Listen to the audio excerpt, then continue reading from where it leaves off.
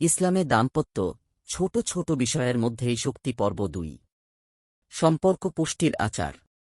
মাইক্রোবিট যদি দৈনন্দিন সংযোগের বীজ হয়, তবে দাম্পত্য আচার বা রিচুয়াল হল সেই মাটি যেখানে এই বীজগুলো জন্মায়।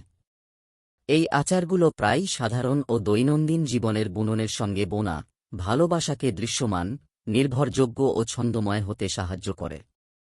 অনেক দম্পতির জন্য উপস্থিতির এই ক্ষুদ্র ডোজগুলো যুগান্তকারী হয়ে ওঠে। এটি হতে পারে নিস্তব্ধতার মধ্যে একসঙ্গে সকালের চা পান করা, এশার নামাজের পর কিছু সময় হাঁটা, ঘুমানোর আগে পরস্পরের খোঁজ নেওয়া যেখানে আন্তরিকভাবে জিজ্ঞাসা করা হয়, তুমি সত্যি কেমন আছ?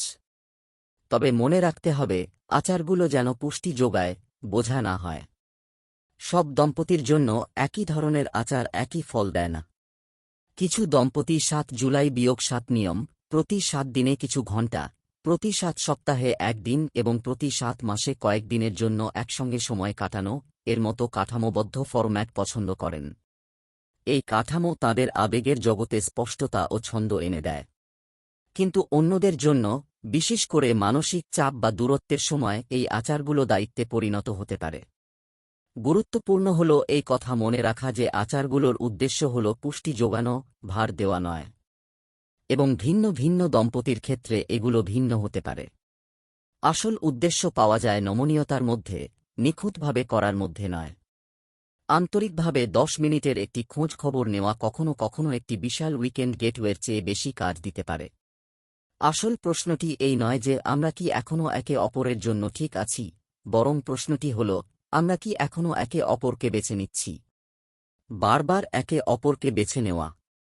যদি আমরা ইসলামিক ও আধ্যাত্মিক প্রজ্ঞা দিয়ে আমাদের নিজস্ব একটি লাভ ল্যাব তৈরি করি, তবে আমরা সম্ভবত আবিষ্কার করব যে সফল বিবাহগুলো দ্বন্দ্ব বা কষ্ট থেকে মুক্ত নয়, বরং এগুলো এমন দম্পতিদের দ্বারা নির্মিত যারা দৈনন্দিন জীবনের ছোট অদৃশ্য মুহূর্তগুলোতে বারবার একে অপরের জন্য উপস্থিত থাকার সিদ্ধান্ত নেন।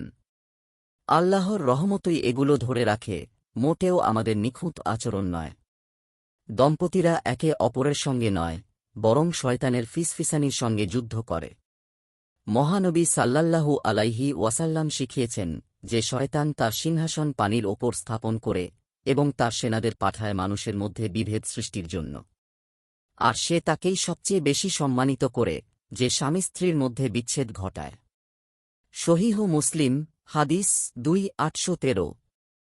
এ ঘটনা আমাদের একটি গভীর বার্তা দেয়, সমাজের ক্ষুদ্রতম একক অর্থাৎ দাম্পত্য বন্ধন এতটাই শক্তিশালী যে আমাদের প্রধান শত্রুও এটিকে বিশেষ মনোযোগ দিয়ে লক্ষ্য করে।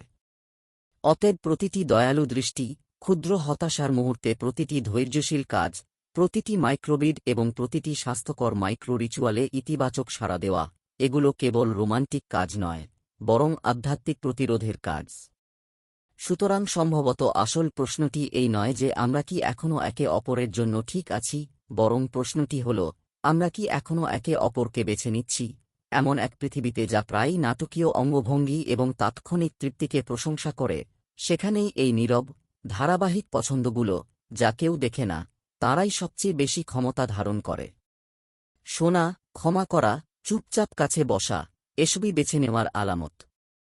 ফাটলের পরে পুনর্নির্মাণ করার সিদ্ধান্ত নেওয়া। ভালোবাসাকে আতশবাজির মতো নয়, বরং বাগানের মতো যত্ন করার সিদ্ধান্ত নেওয়া। কারণ ভালোবাসা এমন কিছু নয় যার মধ্যে আমরা কেবল একবার পড়ি।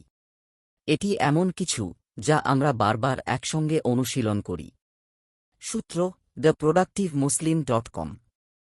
দিন প্রচারের উদ্দেশ্যে ভিডিওটি শেয়ার করুন। লাইক, কমেন্ট, ফলো এবং চ্যানেলটি সাবস্ক্রাইব করে পাশে থাকবেন। মহান আল্লাহ আপনাকে উত্তম যা দান করুক। আমিন।